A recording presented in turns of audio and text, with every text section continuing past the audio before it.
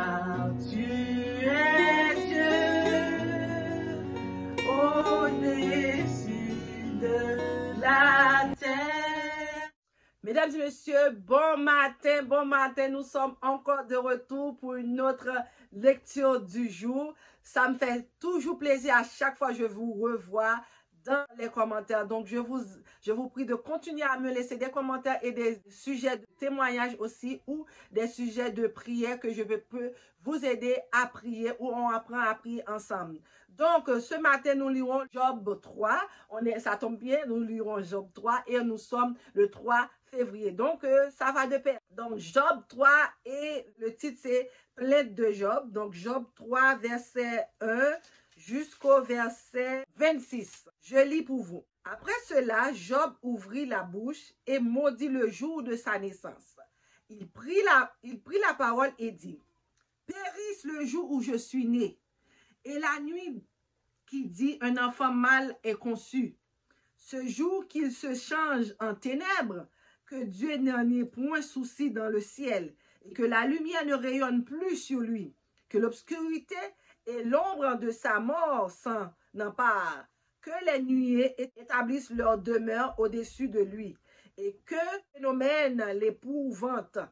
Cette nuit, que les ténèbres en fassent leur poids, qu'elles disparaissent de l'année, qu'elles ne soient plus comptées parmi les mois. Que cette nuit devienne stérile, que l'allégresse en soit bannie, qu'elle soit maudite pour ceux qui mauditent les jours, pour ceux qui savent exciter Viatan, que les étoiles de son crépuscule s'obscurcissent, qu'elle atteinte en vain la lumière, qu'elle ne voit point les paupières de l'aurore, car elle n'a pas fermé le sein qui me conçut, ni dérobé la souffrance de mes regards. Pourquoi suis-je pas mort dans le ventre de ma mère? Pourquoi n'ai-je pas expiré en sortant de ses entrailles? Pourquoi ai-je trouvé des genoux pour me recevoir et des mamelles pour m'allaiter? Je serais couché maintenant et je serais tranquille. Je dormais et je reposais et je reposerais avec les rois et les grands de la terre, que se baptisent des mausolées, avec les princes qui avaient de l'or et qui remplissent d'argent leur demeure, où n'existerait pas, je serais comme un avorton caché, comme des enfants qui n'ont pas vu la lumière. Là ne s'agitent plus les méchants, là ne se reposent ceux qui sont fatigués et sans force. Les captifs sont tous en paix. Il n'entend pas la voix de l'oppresseur.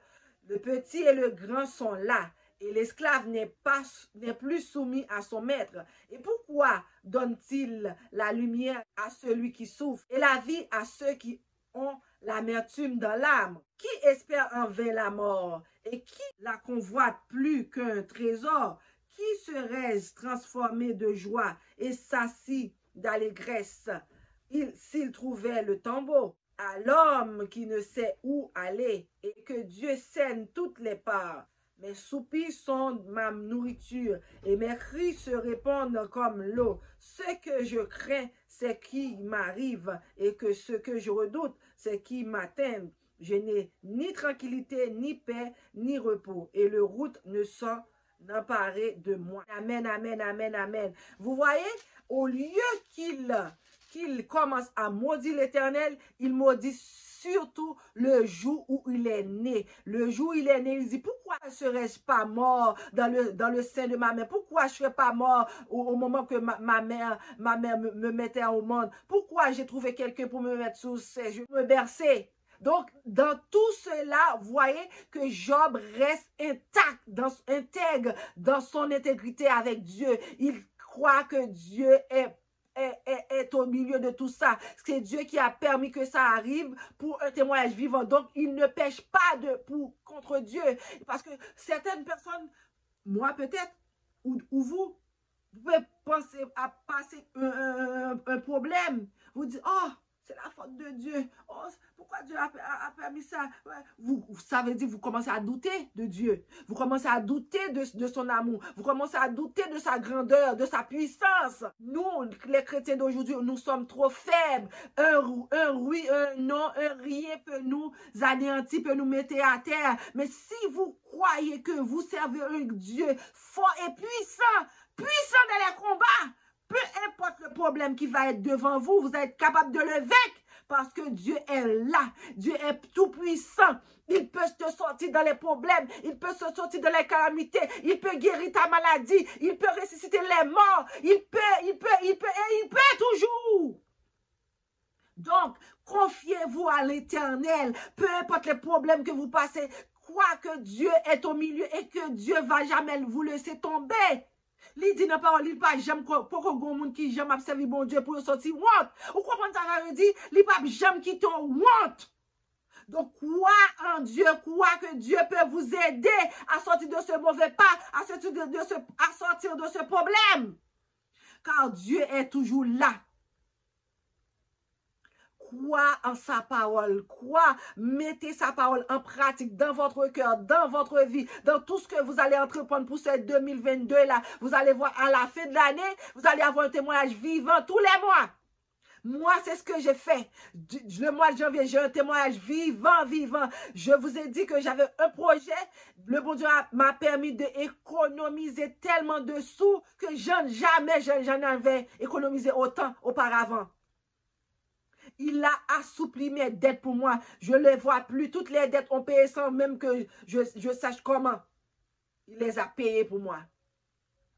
Donc, si vous faites confiance à notre Dieu, il peut tout par celui qui le fortifie. Donc, crois en notre Dieu qu'il peut tout, Vous allez voir comment sa lumière va briller dans votre vie tous les jours.